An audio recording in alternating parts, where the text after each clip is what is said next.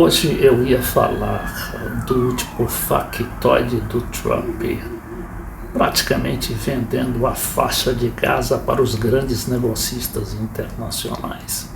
Plano, felizmente, já descalibrado pela própria Casa Branca. Mas me ocorreu algo muito mais interessante, que é essa entrevista aqui do Luiz Nassif, a Isabela Rocha, professora da UNB, falando da possibilidade de o Brasil se beneficiar do chat chinês, de inteligência artificial, o DeepSeek, considerado 50 vezes mais veloz do que o chat GPT, por ser o Brasil um dos membros dos BRICS.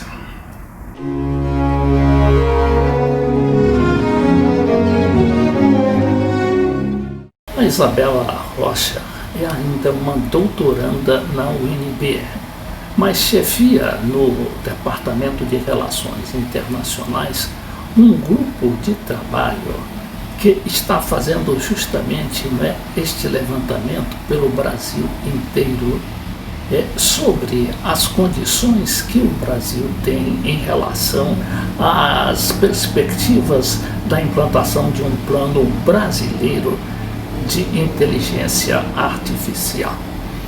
Ela também é representante do Fórum dos BRICS no Brasil, justamente para a IA, ou seja, inteligência artificial. Vamos começar aqui essa entrevista quando o Luiz Nassif pergunta justamente a ela como é que está sendo desenvolvido esse plano brasileiro de inteligência artificial. Mas e o plano brasileiro da inteligência artificial? Você leu, participou das discussões? Como é que está se desenrolando? Pois é, em 2024 o nosso GT fez parte da 5ª Conferência Nacional em Ciência e Tecnologia, A gente produziu alguns insumos que foram parar depois nas sistematizações. E assim, é um plano muito robusto, muito dinheiro está sendo investido, mas o que é mais importante nesse momento é que a gente tenha a infraestrutura dura necessária para que a gente possa realizar esse plano, Então a gente está falando de data center, a gente está falando de desenvolvimento de energia sustentável, Porque não adianta de nada a gente ficar tendo inteligências artificiais que gastam muita energia, mas essa energia ser suja. Então assim, tem toda uma infraestrutura dura que precisa ser desenvolvida no Brasil. E dentro da minha perspectiva, a gente tem agora em 2025 a presidência brasileira dos BRICS, e os BRICS, até mesmo a DeepSeek, ela é chinesa. Aí é quando ela chama a atenção, pelo fato de a China integrar os BRICS, Na verdade, a China é praticamente lá a dona dos BRICS, por causa do seu grande poder, mas que tem também a participação muito decisiva da Rússia, que tem ali um grande poder militar, inclusive o maior armamento nuclear. E o Brasil faz parte, e não só faz parte, como o Brasil é, este ano, o presidente rotativo dos BRICS, e cargo através do qual passa muita coisa, inclusive o carimbo de certas decisões. Por exemplo, a Indonésia, mais recentemente, se integrou aos BRICS e passou aqui a ser referendada pelo presidente brasileiro, que é o Lula, e que preside os BRICS. A gente tem a possibilidade agora de fazer parcerias econômicas que vão permitir desenvolver e fazer com que o plano brasileiro de ciência de inteligência artificial funcione, Com razão, porque virou uma questão de geopolítica, é uma questão estratégica. E o software livre, a inteligência artificial democrática contra a inteligência fechada das big techs, Olha aí, o Luiz Nassif falou aí do software livre. Software livre é o que se chama em inglês e é mais popularizado hoje no Brasil, justamente por causa da propaganda em contrário, da open source, que é esse termo em inglês, que significa que qualquer cidadão qualquer cidadão do mundo possa contribuir, com qualquer tipo de ferramenta e de acréscimo ou de simples acompanhamento daquele projeto que não é mais projeto, é um plano já, inclusive, com grande sucesso do DeepSeek, o chatbot chinês que assustou o mundo ali por causa da velocidade com que surgiu. E como diz aqui a Isabela Rocha, estourou aí no mundo, não é? Para surpresa geral, inclusive por causa de sua velocidade, de sua flexibilidade e gratuidade, o que vem a comprometer seriamente as inteligências artificiais das Big Techs. Nassif, e você falou a palavra-chave, que é geopolítica, né? Olha só, agora a gente no grupo de pesquisa, inclusive eu já quero colocar a gente à disposição de você para estar divulgando esses dados quando eles saírem. A gente está fazendo um levantamento de todos os gastos que o nosso governo tem com Big Tech. Então, por exemplo, diversas universidades, por exemplo, a UNB usa o Teams, e o Teams é da Microsoft. Imagina, gente, quanto de dinheiro, quantos milhões de reais estão sendo investidos na Big Tech, ao invés de estarem sendo investidos em pesquisadores brasileiros que podem estar cada vez mais desenvolvendo ferramentas open source e soberanas, né? Então, assim, a gente quer fazer esse levantamento porque, na FIF, imagina, as nossas fronteiras estão sendo monitoradas por brasileiros via satélites da Starlink. Inacreditável. E aqui, cá pra nós, hoje, se eu começar a falar aqui alguma coisa de algum compositor, algum artista aqui, daqui a pouco o Spotify tá me mandando o artista. Quer dizer, até dormindo eles estão espionando a gente. Total, e isso que você comentou, Nassif, é o que a gente chama de segurança cognitiva, né? Então, segurança cognitiva diz respeito à capacidade de uma população de ser resiliente à estratégia de manipulação. E a questão é o seguinte, não é nem uma questão de que a gente não consegue desenvolver segurança cognitiva. A gente não tem nem acesso aos nossos dados, porque os nossos dados não são nossos. Os dados que os brasileiros produzem, as informações produzidas por brasileiras não estão nem no Brasil. E nesse sentido, novamente voltando para os BRICS, né, tanto a Rússia quanto a China foram pioneiras na construção de legislações que protegem os próprios dados. Então, por exemplo, na Rússia... Aí ela chama a atenção para um fato muito importante e do qual a gente se distancia justamente por causa dessa propaganda e dessa massificação aí que envolve a todo mundo, né, que a gente não se preocupa com a proteção de nossos dados. Hoje, segundo ela e segundo os grandes especialistas, estão todos entregues às Big Techs. Não temos mais nenhuma autoridade sobre os nossos dados, inclusive dados pessoais de cada um dos brasileiros. E você pode... Então, a China e a Rússia desenvolveram programas e projetos, não é, que funcionam muito bem de proteção a esses dados. Por quê? Porque os dados, por serem aí grandes potências, não é, grandes potências antes regionais, mas hoje mundiais, elas têm condições de terem, inclusive, a sua própria internet, né, como já está sendo desenvolvida aí pela Rússia. Ela tem um projeto de inteligência, de internet própria. Então ela tem condições, assim como a China tem, de proteger seus dados, ainda que os abra, né, para a comunidade internacional, porque esse é o espírito da internet. Pode acessar a internet russa via Yandex ou os próprios dispositivos deles. Os dados estão localizados em território russo. Então, assim, é livre nos quesitos de que você pode acessar, mas não está na mão de gringo, né? E a gente tem que aprender com eles a fazer igual. Agora, em termos de grupos de pesquisa de inteligência artificial, como é que nós estamos hoje quais são as instituições que estão mais avançadas? Olha, a USP está muito adiante também, assim como a UNB, né? A USP tem um monitor da USP, um monitor do debate público, né, que está acontecendo. Na UNB, eu vou querendo não puxar a sardinha para o GEPS, né, que é o Grupo de Pesquisas e Estudos em Segurança Internacional. É um nome grande, né? Fica assim, cheio na boca. A gente tem muito pelo tamanho, né? mas é porque o grupo é grande. E dentro da UNB, né, dentro do GEPSI, a gente tem 2 GTs que estão super voltados para isso. Um deles é coordenado por mim, que é o GT Estratégia, Dados e Soberania, e o outro é o GT de Transição Tecnológica, que é coordenado pelo professor Guilherme Tudjon. Então, assim, são 2 GTs dentro do Estudo de Relações Internacionais, ou seja, tem essa pegada mais geopolítica, que estão voltadas justamente para olhar para essa questão de inteligência artificial, de dados e principalmente a conquista da nossa soberania tecnológica. O que está acontecendo no Piauí? O Piauí eu preciso conhecer melhor. É um estado que surpreende na educação, surpreende em várias áreas. É um estado redondinho. E agora eles estão desenvolvendo lá uma inteligência artificial. O que é isso que está acontecendo lá? Pois é, eu tive o prazer, em setembro do ano passado, de participar de umas oficinas de capacitação dos servidores do Piauí, né, em que a gente discutiu quais são as boas práticas para a construção de uma inteligência artificial, para o desenvolvimento e para o uso de uma inteligência artificial, né.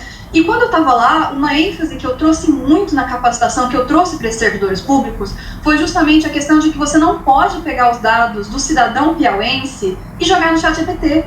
Porque aí você está se expondo aos nossos dados sensíveis, os dados do nosso cidadão, para um interesse que não é brasileiro, né, é estrangeiro. E aí, a partir dessa conversa, a gente tem o desenvolvimento da soberania, né, que é uma inteligência artificial que, salvo engano, será desenvolvida em modelo chatbot, para poder auxiliar os cidadãos do Piauí a otimizarem processos burocráticos dentro da própria máquina estatal. E é soberana porque os dados são processados dentro do Piauí, em computadores piauienses e com uma base de dados em português, né? Então, assim, é a primeira vez que a gente vai ter uma base de dados assim, exclusivamente brasileira, né? Então, assim, isso é um avanço significativo e eu digo uma coisa, se o Piauí está desenvolvendo, por que não o Brasil inteiro? Sabe uma coisa que me chamou a atenção aí, que foi mencionado lá também na 5ª conferência, Amazônia IA, que é um sistema de inteligência artificial, até eu coloquei lá para testar, jornal GGN, eles deram informação certinha, menos o nome. Diz que era jornal do grupo gay da Bahia, lá. Onde que tiraram isso aí? Mas, de uma maneira geral, digamos, agora espalhou. Você tem, digamos, as maneiras de utilizar o chat GPT, o DeepSeek, tudo.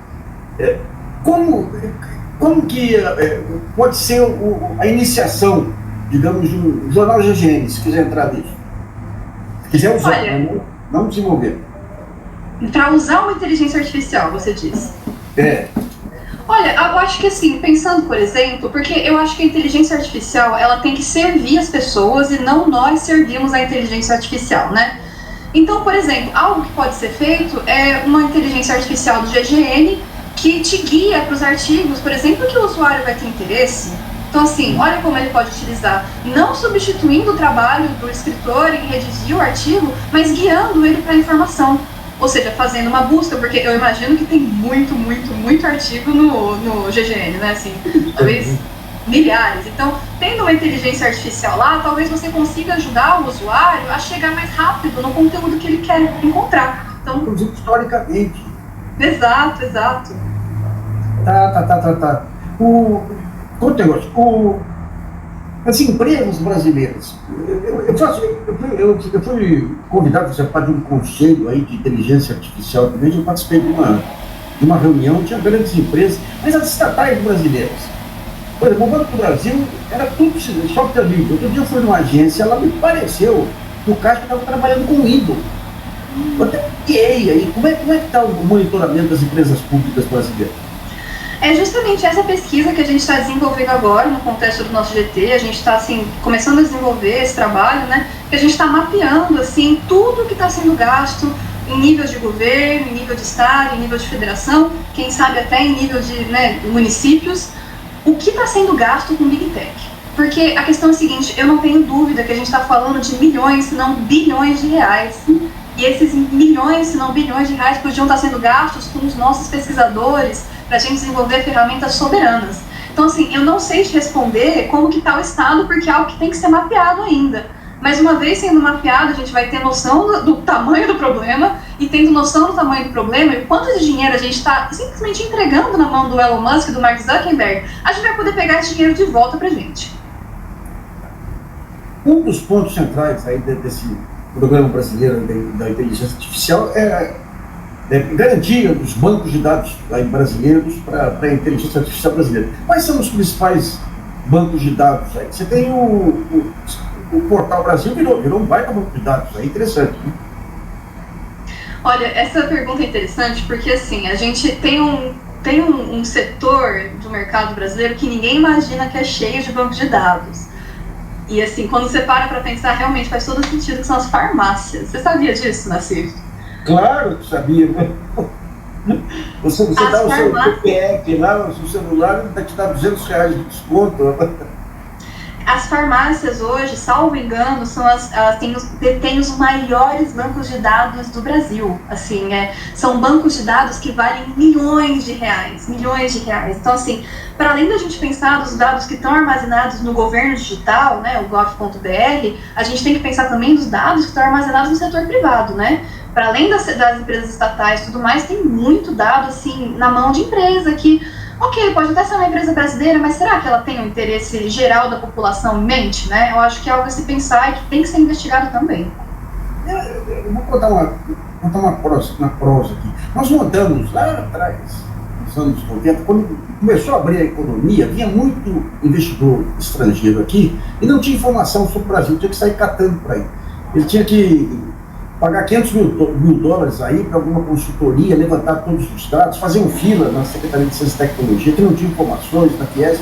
E nós começamos a montar com o Sebrae aqui um município digital, que permitia informações do Brasil inteiro. E daí fomos atrás dos bancos de dados existentes, era muito banco de dados. Eu tinha um sócio parceiro, meio embrulhão lá, mas que era muito bom nisso. Então você tinha a Fundação SEAD, que trabalhava tudo com planilha. Nós trouxemos com o banco de dados informações sobre todos os municípios, informação de saúde. Então o sujeito entrava lá, ele falava, eu quero uma cidade que tenha tantos, na parte de saúde, tantos leitos por mil habitantes, na parte que seja menos de tantos quilômetros de aeroporto, e tudo aquilo. E a Microsoft considerou na época que era um dos projetos pilotos aí mais interessantes. Eu fui convidado até para assistir lá o seminário da Microsoft, até a carta assinada pelo Bill Gates, que obviamente não era ele, né? Mas... E daí, na época, me impressionou muito o sistema inglês, lá que eles já tinham um sistema, todos os serviços públicos eram através desse sistema inglês. Depois, aqui no Brasil, montaram o Portal Brasil, o Franklin Martins montou lá, mas era um portal jornalístico lá. E hoje, quando você entra no Portal Brasil, aí, a quantidade de serviços aí é fantástica, né? Ou seja, o Brasil, porque eu lembro lá atrás, também eu fui num congresso lá em Las Vegas de tecnologia, e o Brasil que se destacava era na questão da tecnologia bancária, né? Hoje o Brasil, onde que são os setores que o Brasil conseguiu avançar, Isabela? Olha, eu acho que é uma pergunta complexa. Assim, eu acho complicado pensar quais são os setores que o Brasil conseguiu avançar, porque eu não vejo um avanço tão significativo, sabe? E eu fico triste de dizer isso, porque a gente tem tanto potencial, né? E na verdade foi o que você comentou mais cedo, a gente tinha tantas ferramentas open source em desenvolvimento, a gente tinha preocupação com construção em base de dados, só que o que acontece é que a Big Tech tem um lobby muito potente, muito potente. Então, assim, se a gente, como sociedade civil, não pressionar os nossos representantes para eles entenderem a importância nacional de Estado, que é a nossa proteção cognitiva, a proteção dos nossos dados, desenvolvimento de infraestrutura tecnológica soberana, a gente vai acabar perdendo cada vez mais. Então, assim, eu fico triste de pensar que os avanços não são tanto avanços assim, né? Porque o que houve, na verdade, foi um retrocesso. Eu vou parar por aqui nessa entrevista, mas eu acho que o essencial a gente conseguiu pegar, porque eu preciso terminar esse vídeo mostrando o que aconteceu, o que está acontecendo com o Plano Brasileiro de Inteligência Artificial, que é pouco divulgado.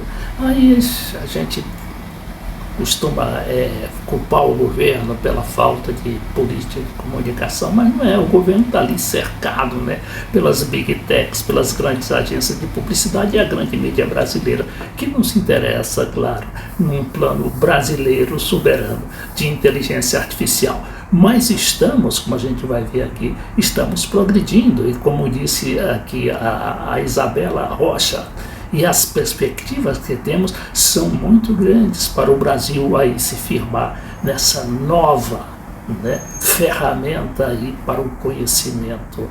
Esse aqui é um material da Agência Brasil, ou mais exatamente do canal Gov do governo, que falou sobre a entrega do plano brasileiro de inteligência artificial ao presidente Lula. A proposta do Plano Brasileiro de IA foi apresentado ao presidente Lula durante a cerimônia de abertura da conferência.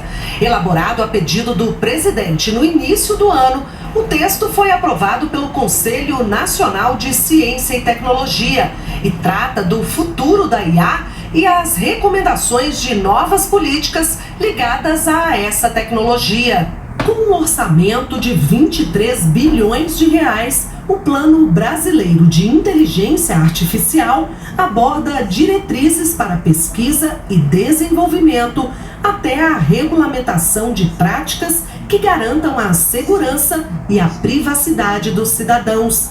Foram definidas 31 ações em diferentes áreas e com impacto a curto prazo, voltadas para resolver demandas urgentes na saúde, educação, meio ambiente, setor agrícola, indústria, comércio e serviços, desenvolvimento social e gestão do serviço público. Esse plano tem ousadia e ele é viável ao mesmo tempo. Ele é ousado e viável. E ele é factível, porque tem um investimento público que se equipara aos investimentos da comunidade europeia. O plano aprovado foi construído com a participação de mais de 300 pessoas. Entre os objetivos estão equipar o Brasil com infraestrutura tecnológica avançada com alta capacidade de processamento, incluindo um dos 5 supercomputadores mais potentes do mundo, alimentada por energias renováveis, e promover a liderança global do Brasil em IA por meio do desenvolvimento tecnológico nacional e ações estratégicas de colaboração internacional. Daqui para frente, a minha obrigação é fazer isso acontecer no Brasil, fazer com que a gente seja modelo. Porque a pessoa lá fora, até um chinesinho fala, olha, o Brasil tem uma inteligência artificial. O cara da Coreia do Sul, aí o Brasil tem. Os Estados Unidos lá do sinistro, o Brasil fez. Esse orgulho que nós temos que carregar dentro da gente.